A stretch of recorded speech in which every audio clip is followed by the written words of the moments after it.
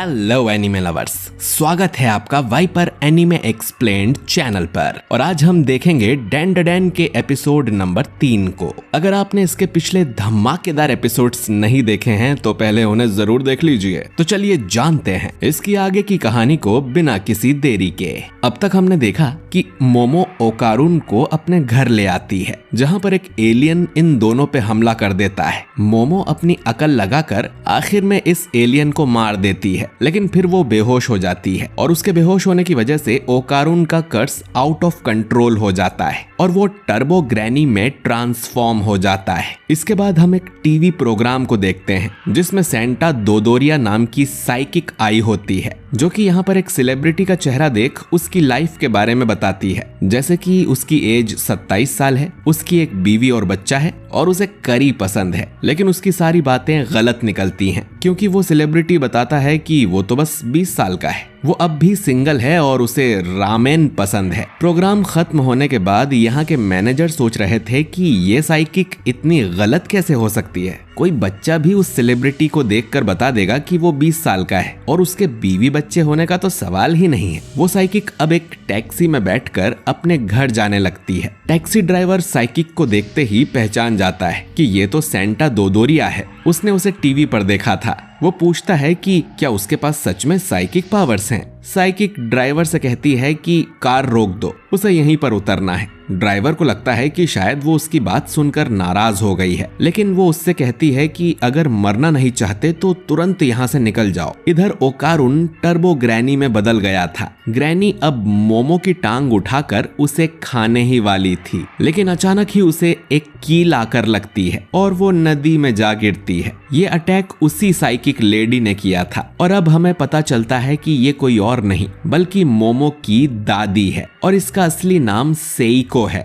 Seiko को लगा था कि उसकी पोती फिर से किसी आवारा लड़के को घर ले आई है, लेकिन ये तो एक मॉन्स्टर है। टर्बो ग्रैनी अब सेइको के सामने से गायब होकर उस पे पीछे से हमला करने की कोशिश करती है, लेकिन उसके पास आते ही वो जल जाती है। सेइको बोलती है कि तुम तो सच में काफी तेज हो, लेकिन सेइको को लगा ही था कि ग्रैनी उस पे पीछे से वार करेगी और उसने ग्रैनी के लिए एक जाल बिछाया हुआ था जिसमें वो फंस गई है। ग्रैनी अपने आसपास एक सर्कल देखती है जिससे बाहर कदम रखते ही वो जलने लगती है। सेइको बताती है कि अगर ग्रैनी ने वो लाइन क्रॉस की तो वो मर जाएगी क्योंकि उसने सर्कल के बाहर एक बैरियर सेट कर दिया है। सेइको खुद भी एक सर्कल में खड़ी थी जिसके अंदर एक कील ठुकी हुई थी। अगर कील को सर्कल के अंदर ठोका जाए तो अंदर एक बैरियर बन जाता है, लेकिन अगर कील सर्कल के बाहर ठोकी जाए तो बाहर एक बैरियर बन जाता है। इसीलिए ग्रैनी सेइको को छू तक नहीं पाई थी क्योंकि वो अपने बैरियर की प्रोटेक्शन में खड़ी थी।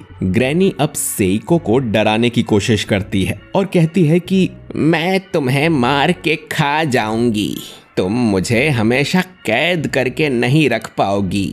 जिस पर सेइको कहती है कि वो उसे कैद करके रखना भी नहीं चाहती, वो तो उसे मारना चाहती है। इसके बाद सेइको अपने बैट से ग्रैनी की धुलाई करने लगती है और पेंसिल से उसके आसपास एक और सर्कल बना देती है। अब इतने से सर्कल में ग्रैनी की स्पीड भी किसी काम की नहीं है। ग्रैनी सेइको को खूसट पागल बुढ़िया बुलाती है, जिस पर सेइको कहती है कि एक बुढ़िया दूसरी बुढ़िया को खूसट बुला रही है, इससे तो मुझे गुस्सा आ गया। ग्रैनी अब सेइको से कहती है कि अगर तुमने मुझे जला दिया तो मेरे साथ वो लड़का भी मर जाएगा। जिस पर सेइको कहती है कि उसकी पोती को धोखा देने वाले सभी लोगों को वो मार देगी, भले ही वो इंसान ही क्यों ना हो। सेइको अब उस कील को सर्कल के बाहर से निकालकर सर्कल के अंदर ठोक देती है, जिससे टर्बो ग्रैनी जल जाती है। इसके कुछ देर बाद मोमो अपने कमरे में जागती है। वो भागकर नीचे आती है तो देखती है कि उसकी दादी घर आ गई है और टीवी पर कार्टून देख रही है। सेइको मोमो से पूछती है कि क्या वो किसी भूतिया जगह पर गई थी, जिस पर मोमो बताती है कि वो नहीं, उसका एक दोस्त गया था जिस पर वहाँ कर्स लग गया। पर सेइको तो मजे से टीवी देखकर हंस रही थी। मोमो सेइको से पूछती है कि वो लड़का कहाँ पर है, मोमो का उसके साथ रहना जरूरी है। सेइको बोलती है कि अगर तुम उस शैतानी आत्मा की बात कर रही हो तो उसे मैंने मार दिया।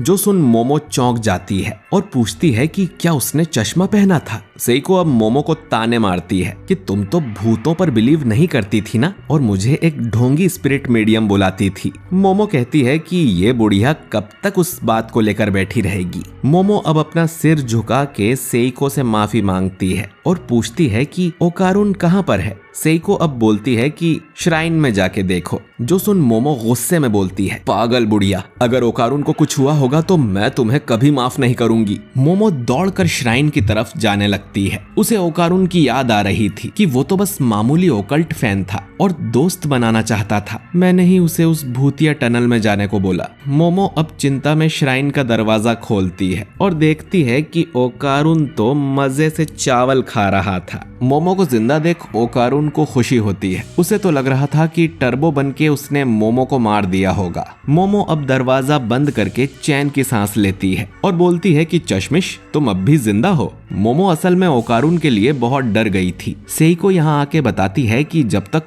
ओकारुन श्राइन के अंदर है वो ठीक है, लेकिन जैसे ही वो बाहर निकलेगा वापस से वो मॉन्स्टर बन जाएगा। उसके मरने की खबर सुन के मोमो की हालत खराब हो गई थी। सेइको पूछती है कि क्या वो उस लड़के को पसंद करती है। मोमो कहती है कि बिल्कुल नहीं, टर्बो ग्रैनी ने इसका केला चुरा लिया है और जब तक उसके पास केला है इसका कर्ज नहीं हटेगा। इसकी जिम्मेदार मोमो है, इसीलिए वो उसकी मदद करना चाहती है। मोमो ये भी बताती है कि वो अब साइकिक पावर्स यूज कर सकती है। वो एक यूएफओ में फंस गई थी और वहां उसने अपनी पावर अनलॉक कर ली। ये सुन सेइको बोलती है कि यूएफओ जैसा कुछ नहीं होता। मोमो कहती है कि कल तक मैं भी यही बोला करती थी। सेइको अब बताती है कि टर्बो ग्रैनी बहुत खतरनाक है। पुराने समय में उसे 100 किलो की ग्रैनी भी कहा जाता था और उसने पूरे देश में डर फैलाया हुआ था। सेइको को जब पता चला कि ग्रैनी टनल में रहने लगी है तो वो उसे देखने गई थी, लेकिन वो टनल के करीब भी नहीं जा पाई क्योंकि उस जगह की स्पिरिचुअल पावर बहुत ज्यादा स्ट्रॉन्ग थी। सेइको अब लोकेशन बाउंड स्पिरिट्स के बारे में बताती है। ये वो स्पिरिट्स होती हैं जो कि एक ही लोकेशन पर रहती हैं और उस लोकेशन से उनका गहरा रिश्ता होता है, यानी कि वो अपने उस इलाके में सबसे ज्यादा ताकतवर होती है। और ऐसी ही एक लोकेशन बाउंड स्पिरिट सेइको को उस टनल के अंदर मिली थी। इसका मतलब है कि टर्बो ग्रैनी और लोकेशन बाउंड स्पिरिट आपस में मिले हुए हैं और उनसे लड़ना नामुमकिन है। इसीलिए सेइको मोमो से कहती है कि इस लड़के को भूल जाओ और अपनी नॉर्मल जिंदगी में लौट जाओ। मोमो अब सोचती है कि उसकी जगह केन ताकाकुरा होता तो क्या करता। वो जब भी किसी फैसले को नहीं ले पाती तो वो केन ताकाकुरा की तरह सोचती है, और अगर केन मोमो की जगह होता तो वो ओकारुन की मदद जरूर करता और मोमो भी यही करेगी। सेइको फिर से मोमो को चिढ़ाने लगती है कि पगली, तुम्हें तो प्यार हो गया, जिस पर मोमो कहती है कि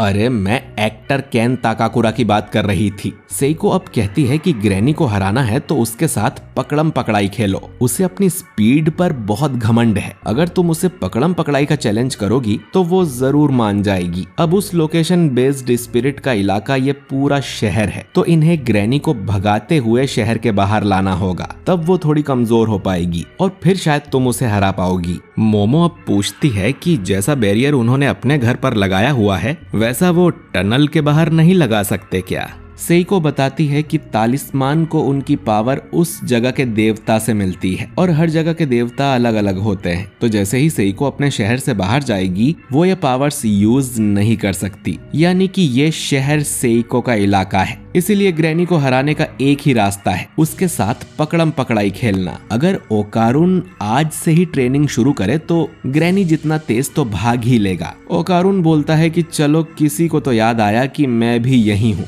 मोमो कहती है कि ओकारुन में बिल्कुल भी स्टेमिना नहीं है और मोमो को हमेशा उसके पास रहना पड़ेगा, तभी उसका कर्ज कंट्रोल में होगा। जिस पर सेइको ओकारुन से कहती है कि मोमो को अपने कंधे पर उठा लेना। ओकारुन कहता है कि कर्ज मोड में भी उसकी ताकत बस डबल होती है, जिस पर सेइको बोलती है कि आज से ही जिम शुरू कर दो और हर एक्सरसाइज 100 बार करो। वहीं मोमो को भी अपनी साइकिक पावर बढ़ानी होगी। इसके अलावा सेइको उनकी और कोई हेल्प नहीं कर सकती। वो इन्हें सोने को बोलती है ताकि कल से ये ट्रेनिंग शुरू कर सकें। इतना कह के वो चली जाती है। ओकारुन मोमो से कहता है कि तुम्हारी दादी तो बहुत जवान है। ओकारुन अब मोमो से माफी मांगता है कि उस एलियन की लड़ाई में वो ज्यादा कुछ नहीं कर पाया और मोमो को उसे बचाना पड़ा। अगली लड़ाई में वो जरूर मोमो को बचाएगा, जिससे वो डिसअपॉइंट नहीं नहीं होगी, तो प्लीज मेरी दोस्त बनी रहो। मोमो कहती है कि ऐसा कुछ नहीं है, तुम ज्यादा सोच रहे हो। जिस पर ओकारुन चिल्लाते हुए बोलता है कि तो फिर मेरे मुंह पर दरवाजा क्यों बंद किया था,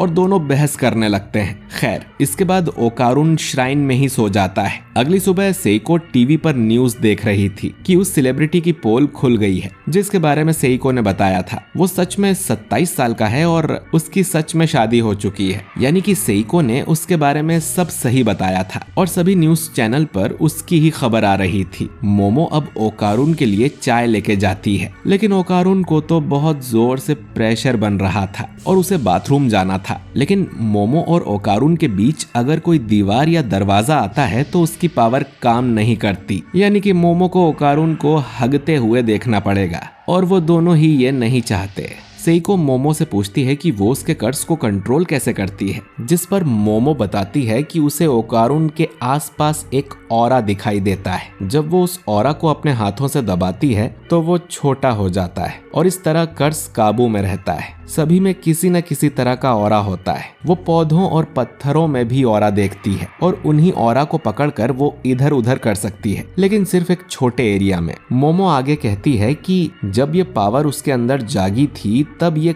कहीं ज्यादा शक्तिशाली थी, जैसे वो जो चाहे कर सकती है, लेकिन अब ऐसा नहीं है। वो बस छोटी मोटी चीजें ही हिला सकती है। सेइको अब मोमो को अपनी आंखें बंद करने को कहती है कि उसे सिर्फ आंखों से नहीं बल्कि अपने दूसरे सेंसेस से भी ऑरा को फील करना चाहिए। मोमो ऐसा ट्राई करती है पर ओकारुन ट्रांसफॉर्म हो जाता है। ओकारुन कहता है कि अब उससे और नहीं रहा जाएगा और वो यहीं पे रायता फैला देगा। ओकारुन किसी दूसरे घर में ही घुसने लगता है तो मोमो उसे मना करती है। फिर वो भागकर मोमो के घर में घुसता है और हल्का होने लगता है और मोमो को उसे हल्का होते देखना पड़ता है, जिस पर ओकारुन को बहुत शर्म आती है। वो कहता है कि उसे जल्द ही इस कर्ज से आजाद होना है। सेइको कहती है कि जब मोमो ने पावर अनलॉक की थी वही उसकी असली शक्ति है, लेकिन वो पावर अब सील हो गई है और मोमो को ट्रेनिंग के साथ अपनी पावर बढ़ानी होगी, जिसमें बहुत टाइम लगेगा। अब अचानक ही मोमो देखती है कि बाथरूम के अंदर टर्बो ग्रैनी आ गई थी, जिसने सेइको को फ्रीज कर दिया था और उसकी नाक से खून भी निकल रहा था।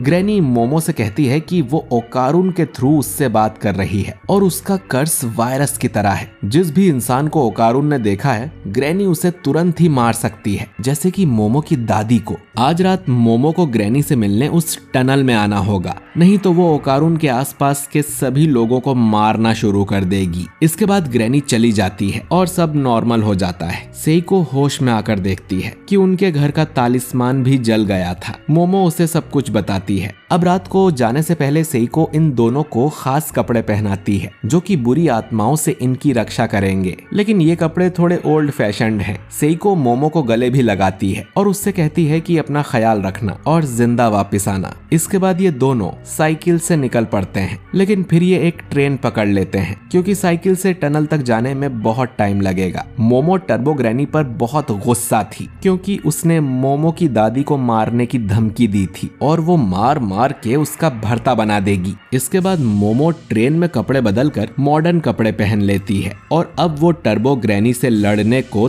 तैयार थी और ये एपिसोड यहीं पर एंड हो जाता है। तो दोस्तों, क्या ये दोनों टर्बो ग्रैनी को हरा पाएंगे? जानने के लिए अगला एपिसोड जरूर देखें और ये भी बताइए कि आपको मोमो की दादी कैसी लगी। वीडियो अच्छा लगा हो तो इसे लाइक और शेयर जरूर कीजिए और अगर आप हमारे चैनल वाइपर एनीमे एक्सप्लेन्ड पर नए हैं तो चैनल को सब्सक्राइब करके बेल आइकन जरूर दबाइए। मैं मिलता हूँ आपसे बहुत ही जल्द अगले वीडियो के साथ। शुक्रिया।